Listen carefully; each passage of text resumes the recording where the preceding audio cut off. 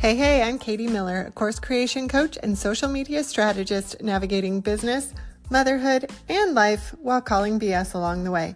If you are tired of the overwhelming amount of information we have access to these days and are confused about where to even begin, you're in the right place. Join me as I talk with small business owners to sort it all out and give some tips to move your business forward. Welcome back to another episode of Katy Calls BS. We are going to dive into a new theme of episodes after our 100th episode. And these next set of episodes are going to kind of focus on a certain season, a certain time where you might be in your business and you might be feeling a kind of way. I wanted to set these apart a little bit because we got to our 100 episodes and we've done a lot in that. I mean, that's a lot of episodes. We've talked about a lot of things. We've gone from social media to courses to digital products to interviewing guests about all kinds of topics. So I wanted to think about something I haven't really talked about and tailor it in a way that would be useful for business owners and where we are in different phases of business, different times of business, different times throughout the year, where we might have different feelings about where we are and what to do about it. And what can we do when we're thinking about digital products? When I talk about digital products, I don't necessarily mean just courses. If you've heard about me talk about that before, if you're new here, when I say digital products, I do not just mean courses. That can be so many different things. And I don't also mean just creating something on Canva. Buckle up, it's going to be a good one. First, I want to start by saying that if you are someone who feels like you are drowning in the one-on-ones or you feel overwhelmed in your business currently, you're not behind. If you feel in that moment where you are just like, everyone around me is telling me I need to scale, or I'm not doing enough, or I'm not making enough money, I need to start by saying, in this episode, before we dive into the hows and the whats and the calling the BS as we do, that the idea of scaling your business is fully up to you as a business owner. I would never tell you that what you are doing is wrong. That's up to you as the business owner. I think it's complete BS for someone to tell you that you have to scale your business or that it's the only next move that you should make, because I don't know if that's the right move for you. I don't know if doing XYZ is the right next move for you. Only you can determine that. You are the only person who gets to decide what your business looks like. You are the only person who gets to decide what revenue goal is right for you. And that's what we're going to kind of talk about as we talk about the reasons to scale your business and the reasons not to scale your business, because it's not necessarily right for everybody. There are people who are very happy with where their businesses are and they don't want to do anything more than that. And that's fine. They're like, I'm good where I am. I have the perfect amount of work for me. I have the seasons of my business that work for me based on what I need to do for my family, for my life. I make enough revenue that works for me. I like it how it is. And I don't want to get any bigger. I don't want to get any smaller. I am great where I am. And that's perfect because, like I said, I am not the person who's going to tell you that you need to change what you're doing just to change what you're doing. I think that's complete BS. And because you are the only person who gets to decide what your business looks like, and you are the only person who gets to decide the size, the scale, and the scope of your business, some of the reasons that you might want to scale your business is that you're tired of doing everything yourself. Maybe you've maxed out on one-on-one clients. Maybe you know that your methods can help more people, but you are only one person with only so much time in a day or only so many hours that you want to work. Because sure, we could add more hours to work, but who wants to do that, right? You get to decide how many hours you want to work. And you, at the end of the day, get to decide what your day looks like, like I said, your business looks like. So if you've maxed out on one-on-one clients, but you know your methods can help more people and you don't really have the capacity, it might be time to scale. You might be stuck in a time for money situation. So you're trading time for money. You want to make more money, but again, you're limited on how many clients you can take on because of that time. And maybe you want to increase your revenue, or you're at a place where you're like, you know what, I've been good for a while, but I want to make more money. That's a great reason to scale. But if you are someone who doesn't want to do any of those things, you might not want to scale. If you're a person who likes their creative freedom, you're comfortable with your current income, you might not want to scale. And that's okay. You might not want to scale if your plan is working for you. You currently have a stable income. You have fewer clients and you have no interest to grow from that. And that's cool. that works for you. To go along with that, there's no financial concern for you. That comes with scaling, because sometimes scaling comes with a financial concern. That means you're taking on more people that you have to pay. You're paying for more tools, for more equipment, for more things for your business, which can be scary. So there's the cost of hiring new team members. There's the cost of more marketing. There's the cost of all the things that come along with scaling and growing your business larger. Also, a lot of people who don't want to scale enjoy working solo. I mean, entrepreneurs. We enjoy that part, right? Working solo works for you, and the idea of adding a team member to handle the capacity or maybe to do part of what you do to grow larger or scale doesn't appeal to you. And that's fine too. It might seem overwhelming to scale, and the fear of losing control is just like, it's not it for you. Wherever you land in that, whether scaling or not scaling, either one, let's just say you are not behind whether you want to scale or not scale. You don't have to make a decision right now. We're not trying to figure that out right now. You're just maybe burned out a little from being the only thing in your only offer in your business, from being the only person who can offer the coaching, can offer the service in your business, or having limited options. The advice you're hearing online, when you go to turn online or when you go to social media, the advice that you feel makes you feel more stuck than supported, more often than not. If you feel like you're ready to scale your business, or you know it's the right next step, but you're saying things like, I'm too busy, because I can't tell you how many times I hear, I'm too busy to create something scalable. Like, I can't right now. I have too many clients. I'm too overwhelmed with it. I should be further along, but right by now, everyone else is scaling. I'm still on Zoom doing these one-on-ones. I just need clients in here. Like, I'm trying to keep this thing going. If you're saying all those things, here's why that's all BS. You're not actually behind. You're overwhelmed because your entire business depends on you and only you showing up.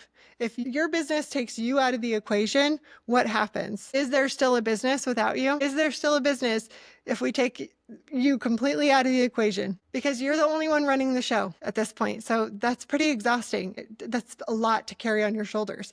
So if you think about that, if you think I'm too busy, there's too much for me to scale, like it's kind of a little eye-opening and overwhelming if you think your entire business depends on you. Yes, it does, because we're entrepreneurs. But if you realize that all of the services and everything that you offer depends on only you, because nobody else can do what you do, that's a little bit overwhelming. It's not like it is in corporate world where it's like you could be replaced tomorrow by somebody else to do your job. If you think about that, that's exhausting. Is there something that you can give or offer in place of you? Probably not. The shoulds you're hearing online are also usually marketing hooks and not strategies. We often turn online to find answers and guidance, but we're going to find a billion answers, but no strategy of how to get there, because we're just going to end up more confused by all the answers that we find online. We're the only ones who can figure out how to do it, because we just have to keep going forward and figure it out. The shoulds that we hear are, you should have a course. You should have a team member. You should scale. You should be making X amount of dollars a month. You should be showing up on social media 77 times a week.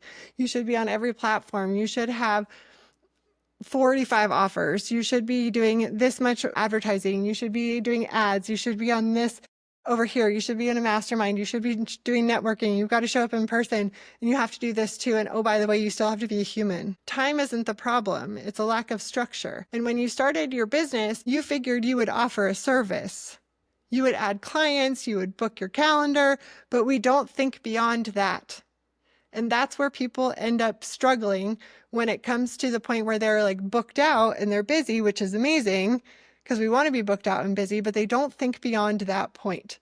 When we start our business because of some service or offer that we can provide, we book out our calendar, we're fully booked with clients or services. And then we get to a point where we're maxed out and we're like, uh-oh, now what? How can I serve more clients? How can I make more money? What happens when all the clients go away? We don't think beyond that. We kind of build as we go, which is totally fine, but we don't know how it's going to go.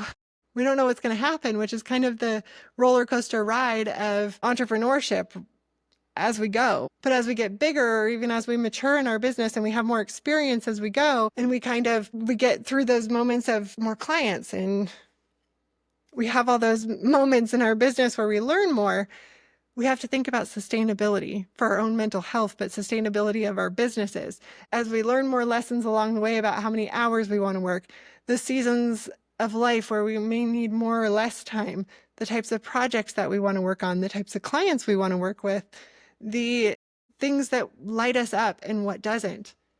Because what we started with in our business, think about the things you started with in your business. Do you still offer those?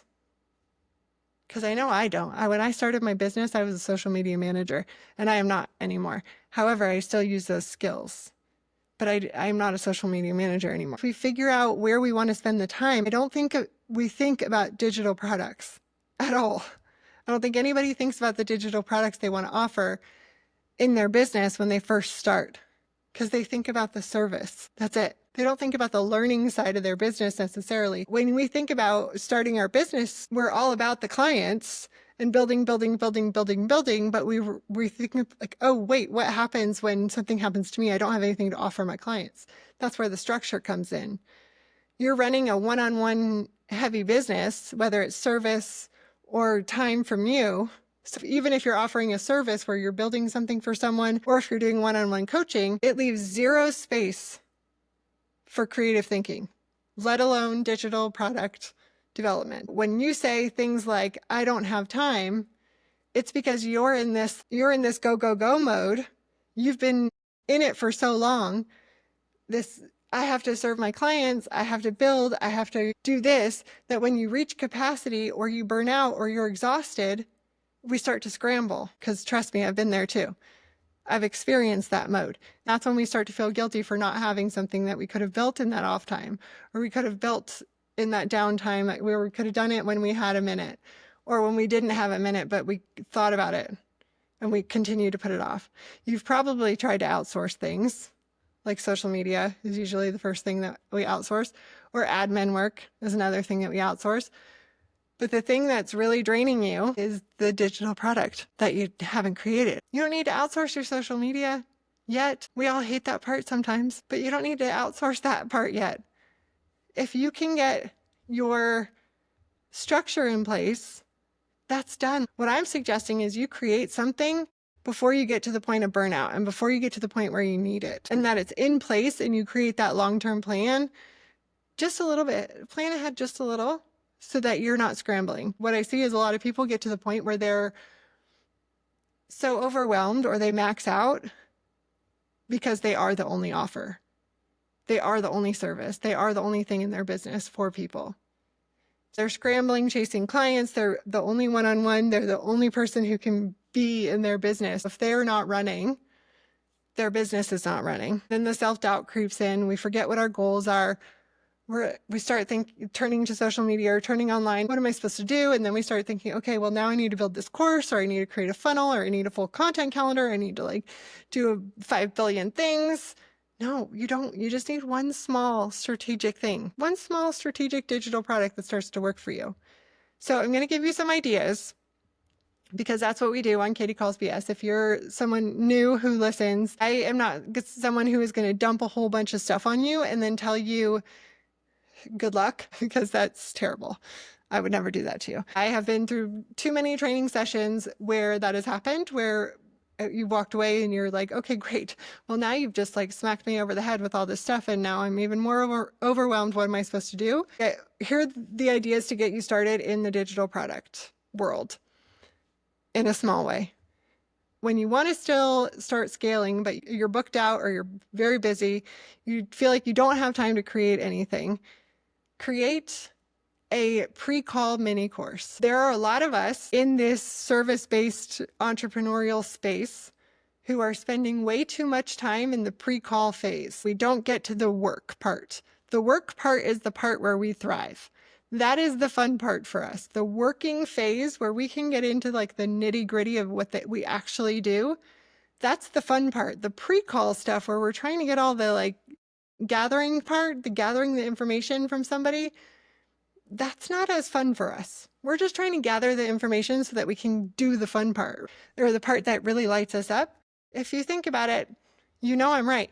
So if you can teach that part first, or you can get people through that part in a way that is not taking away your time, That's a great way to create a digital product and also free up your time. If you can turn that into a mini course or even a digital product, you're doing two things at once. If you can either teach the FAQs or the foundations that you always go through in your first sessions, or you have people answer in like Q&A type of thing, and you can automate that delivery when someone books a call, it makes it so much easier for your schedule and for you and for your client. Plus, now you have a way to kind of fine-tune your system. This reduces your time explaining it to people. For me, I would say maybe we want to determine what kind of course you're ready for. And instead of me talking it through, I could have set something up where it's a questionnaire or it's a chart that could get people through that. That's something easy that instead of me spending time with them, they can go through this and determine it themselves. It's just a mini course. Or maybe you have explainer videos. It's not even quizzes or anything. Another thing that you could do is build an offboarding toolkit. Turn your best post-call resources, things you give your clients after you're done working with them. Maybe you want to send them off with a package or things that you give them on your offboarding into a self-service bundle.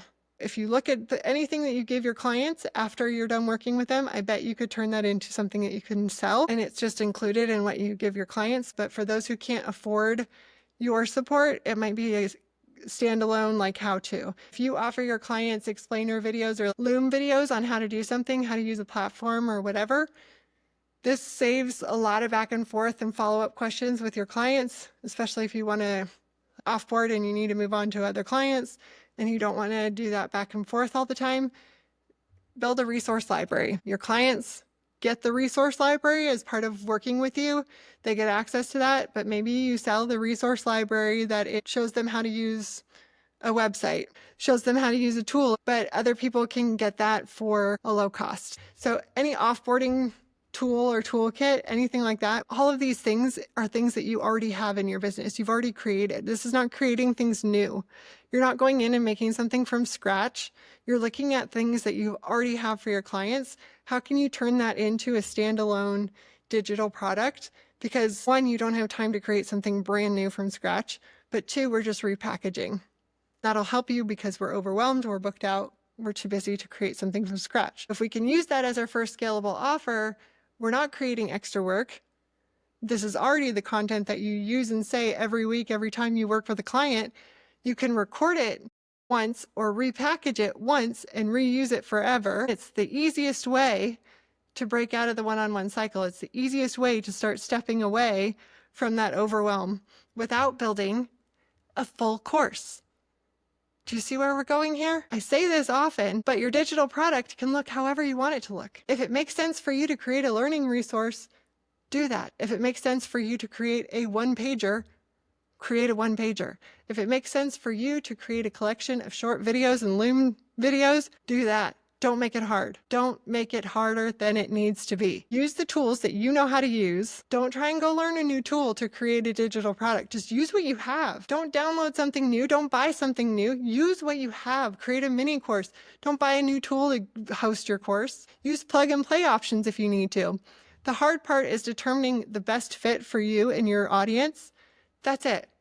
I can help you with that part, but that's the hardest part, is determining what you should create and how to create it. That's it. You already have it somewhere in your business. We just have to find it.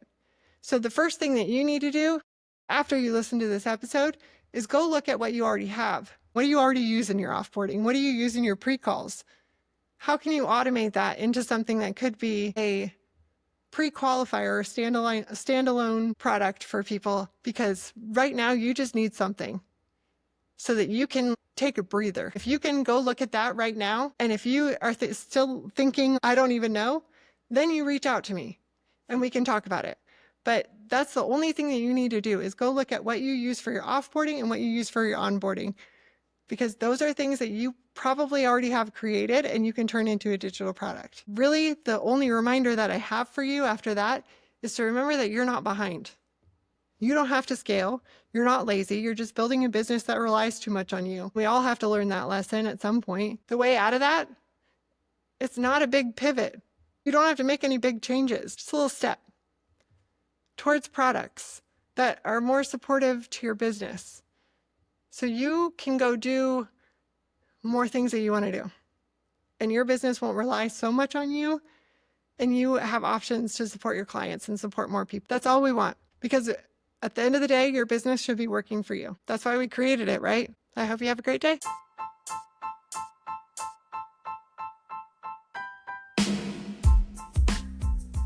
Thank you for joining us for this episode of Katy Calls BS.